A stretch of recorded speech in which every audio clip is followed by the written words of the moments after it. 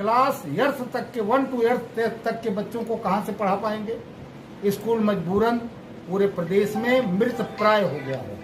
समान शिक्षा का फार्मूला खत्म हो गया।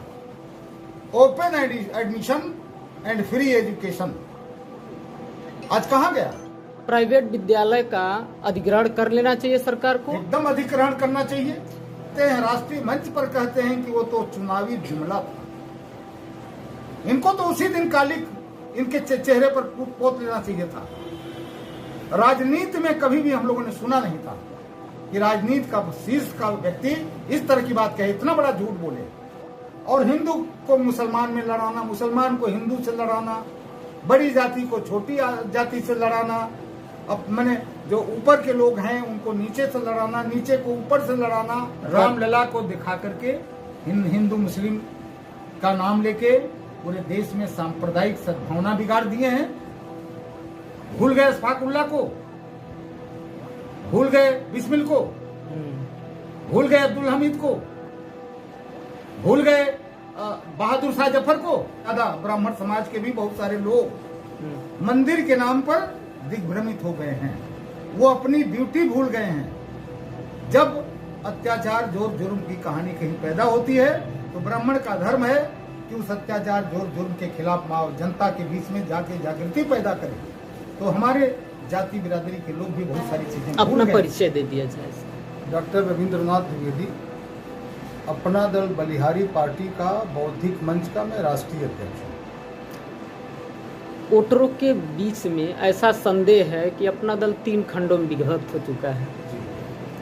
सभी वोटर लगभग कंफ्यूज हो जा रहे हैं कि कौन सी पार्टी को हम चुने, कौन हमारे लिए हितकारी है, कैसे समझा पाएंगे आप? अपना दल 3 खंडों में नहीं है।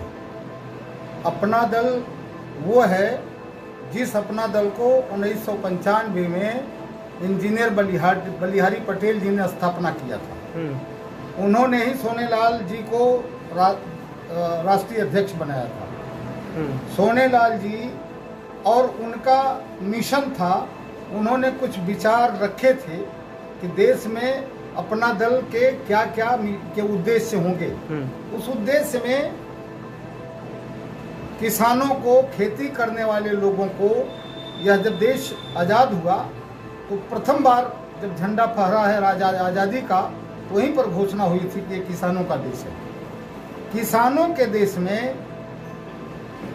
अन्य उत्पाद जो भी करता है उद्योगपति, व्यापारी, अपने उद्योग का कीमत वो खुद तय करता है। और किसान जो आंधी, पानी, बरसात, धूप, जान दे के जो मर जाता है, किसानी करता है, वह अपने बस मने उत्पाद का मूल्य निर्धारित नहीं कर पाता। तो इंजीनियर बलिहारी पटेल ने कहा कि किसान अपने मूल्य का, अपने वस्तु का, अपने उत्पाद का, अपने उत्पादन का मूल्य का निर्धारण किसान करे और किसानी और खेती को उद्योग का दर्जा दिया जाए। दूसरा था अमीर और गरीब दोनों है इस देश में, सभी जातियों में, सभी धर्मों में, सभी संप्रदाय में। उन्होंने कहा कि अमीर और गरीबी का जो शिक्षा में अंतर दिखाई दे रहा है, अमीर के लड़के इतना महंगी शिक्षा, इतना पैसा देकर के शिक्षा ग्रहण करते हैं, गरीब के बच्चे को टाट पर बैठने का जगह नहीं, मैंने उसकी भी व्यवस्था नहीं है। मैं खुद जूनियर हाई स्कूल का प्रबंधक हूँ 1985 से। बनारस जिले में मुझसे पुराना कोई प्रबंधक नहीं, एडेड स्कूल का। आज हमारे स्कूल बंद हो गए। क्या कारण है? शिक्षक की नियुक्तियां नहीं हो सकती। जब शिक्षक नहीं होंगे, इतने विद्यार्थी होने चाहिए, तब शिक्षक का पद आएगा। न सुविधा जब नहीं रहेगी तो विद्यार्थी नहीं आएगा। पढ़ाई के लिए टीचर नहीं रहेंगे, मैथमेटिक्स, विज्ञान, सारे आधुनिक विषय का पढ़ाने वाला अध्यापक नहीं होगा तो छात्र नहीं आएंगे। आज सारे जितने एडेड स्कूल थे पूरे प्रदेश में, वो बंद पड़ गए हैं। हमारा जूनियर हाई स्कूल है, हमारे यहाँ 10 अध्यापिका होनी चाहिए, लड़कियों का स्कूल है, 2 अध्यापिकाएं हैं। 2 अध्यापिकाएं क्लास एर्थ तक के 1 to 8 तक के बच्चों को कहाँ से पढ़ा पाएंगे। स्कूल मजबूरन पूरे प्रदेश में मृत प्राय हो गया है। समान शिक्षा का फार्मूला खत्म हो गया।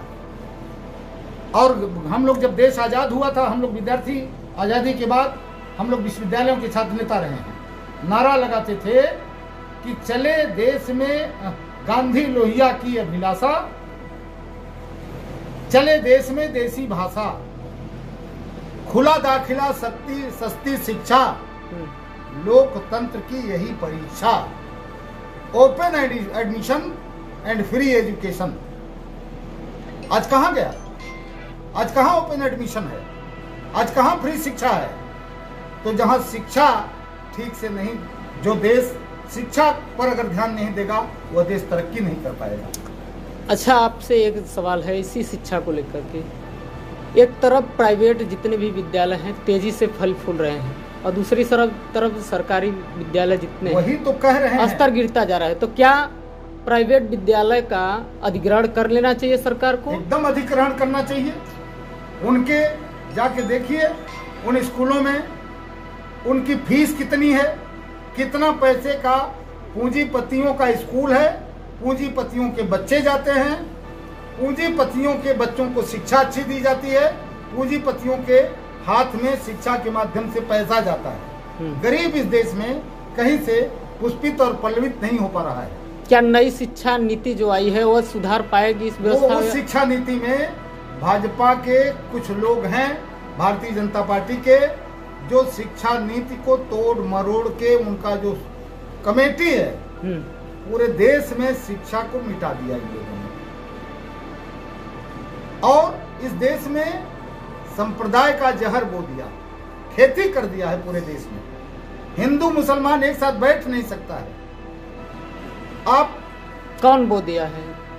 हमारी वर्तमान सरकार, मोदी जी के नेतृत्व में जो सरकार है केंद्र में, भाजपा के लोग। मोदी जी तो कहते हैं सबका साथ सबका विकास। कथनी हमारे डॉक्टर राज बहादुर सिंह ने कहा, लोहिया जी ने इस बात को कहा था कि कथनी और करनी का अंतर नहीं होना चाहिए। जो तुम कहो वही करना, नहीं कर सके हो तो आप कहना मत। कथनी और करने का जो बोलिए वही करिए।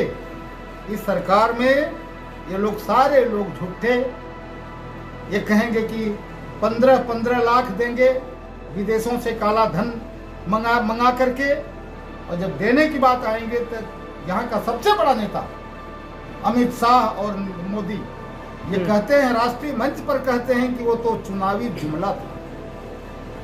इनको तो उसी दिन काली इनके चेहरे पर पोत लेना चाहिए था। राजनीति में कभी भी हम लोगों ने सुना नहीं था कि राजनीति का शीर्ष का व्यक्ति इस तरह की बात कहे, इतना बड़ा झूठ बोले कि हमने जो कहा था वह चुनावी जुमला था। तो तुम लोगों ने तो सारी बात को चुनावी जुमला कर दिया। आज कह रहे हो और हिंदू को मुसलमान में लड़ाना, मुसलमान को हिंदू से लड़ाना, बड़ी जाति को छोटी जाति से लड़ाना, अब मैंने जो ऊपर के लोग हैं उनको नीचे से लड़ाना, नीचे को ऊपर से लड़ाना। जिस देश में समान शिक्षा वाला हमारा विषय था, चिकित्सा का सबको लाभ होना चाहिए, क्या नहीं मिल पा रहा है? एकदम नहीं मिल पा रहा है। जितना इन्होंने नीति बनाया, आयुष्मान योजना से सबको लाभ, बड़े बड़े नर्सिंग होम में, अस्पतालों में चले जाइए, उसका कितना बड़ा दुरुपयोग हो रहा है।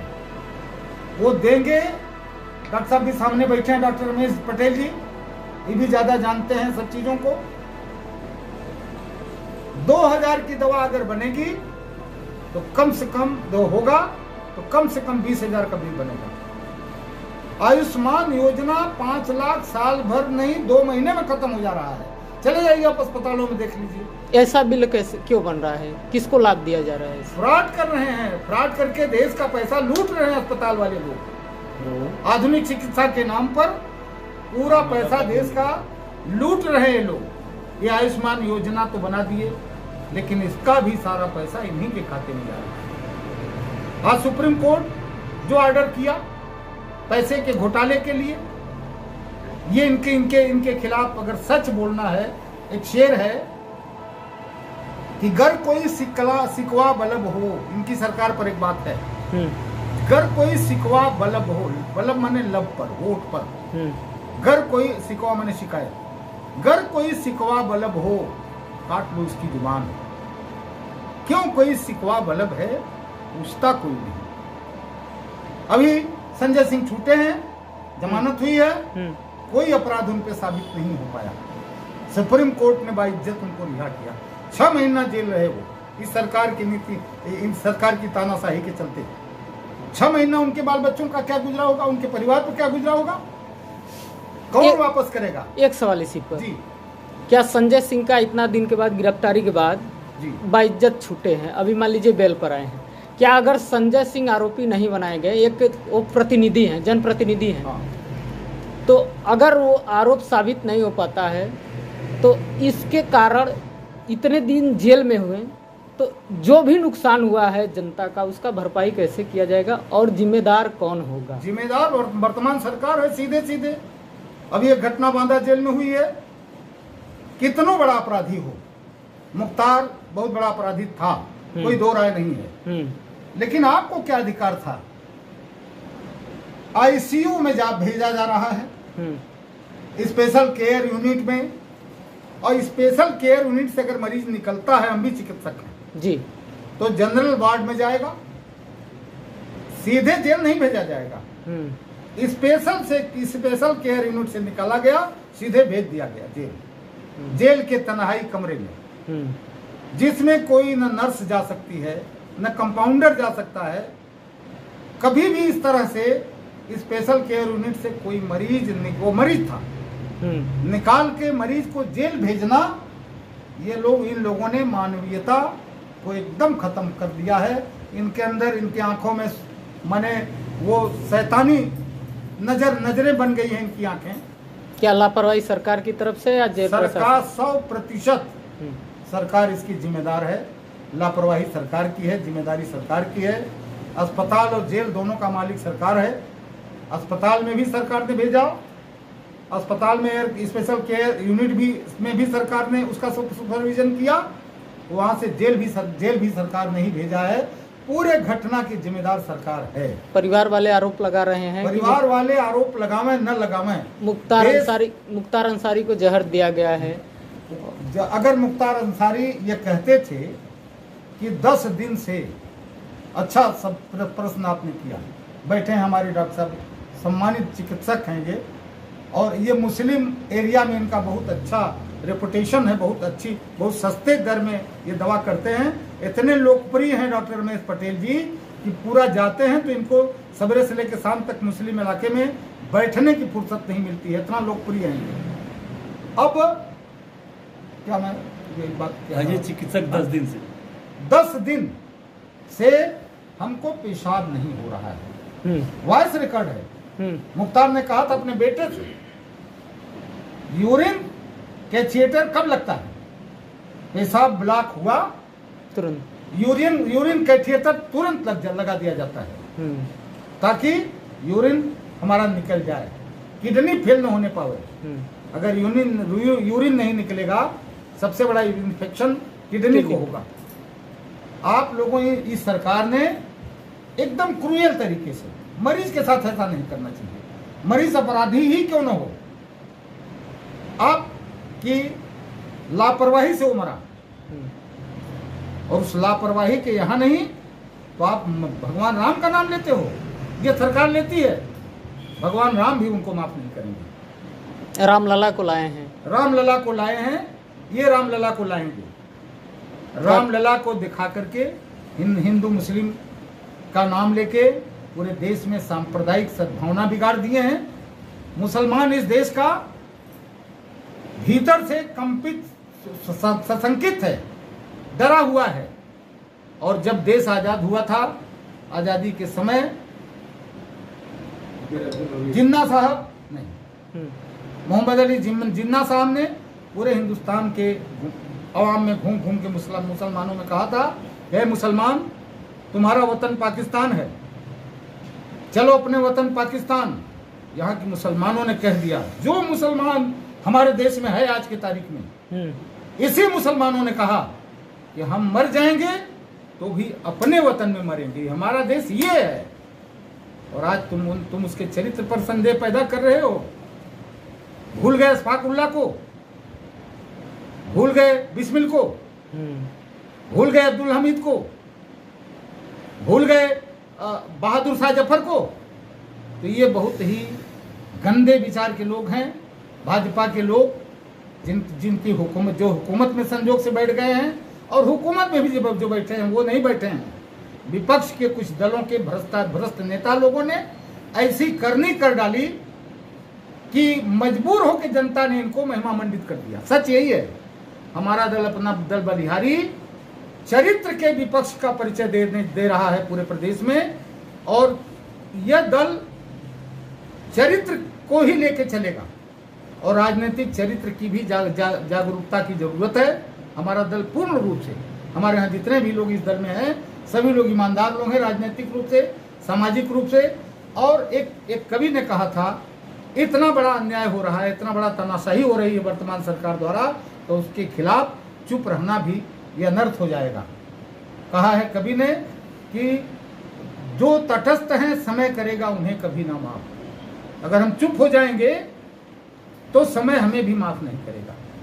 तो हम ईमानदारी से, हमारा अपना दल बलिहारी, चरित्र का परिचय और अलख जगाने का काम पूरे प्रदेश में घूम घूम के हम लोग करेंगे। तो चरित्रवान जितने भी प्रत्याशी होंगे विपक्ष में, हम उनका समर्थन करेंगे। और अपने अंदर हम लोग विपक्ष भी, चरित्रवान विपक्ष भी खत्म हो गया है देश में। अब विपक्ष के लोग भी अपना लड़का है और औरत सबको टिकटें बांट रहे हैं। हम लोगों में इस तरह की बात न हुई है, न होगी। या चरित्र के रूप में, चरित्रवान विपक्ष के रूप में अपना दल बलिहारी इस देश में अपनी छवि प्रस्तुत करेगा। और जिस नियत को लेकर दल बना है, बलिहारी बाबू ने बनाया, उस नियत के, उस विचारों के साथ हम लोग कमेरा समाज की भलाई, किसानों की भलाई, कृषि को उद्योग का दर्जा, समान शिक्षा, मतदाता पेंशन, या अन्य 2 दल जिनको आप 3 दल आपने कहा अपना दल, वो उस दलों के लोग इन सारी चीजों को भूल के केवल बिटिया का पेट भरना, माता का पेट भरना, दामाद का पेट भरना, वहां लूट का, खसोट का वो दोनों पार्टियां काम कर रही हैं।